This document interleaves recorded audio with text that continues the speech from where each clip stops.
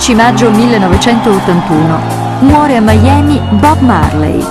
Nato nel 1945 nel villaggio di Rowden Hall, in Giamaica, Bob Marley a 15 anni si avvicina al mondo della musica, entrando a far parte di cori per canti religiosi. Nel 1963 fonda con Peter Tosh, Bunny Livingston e altri i The Wailers, che riscuotono un grande successo, nazionale prima, internazionale poi, sciogliendosi nel 1974.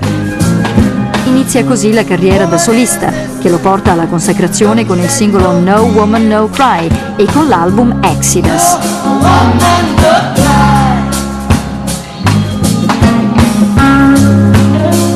I temi preferiti di Bob Marley sono le lotte dei poveri e degli emarginati, che fanno di lui un simbolo per molte popolazioni dei Caraibi e dell'Africa.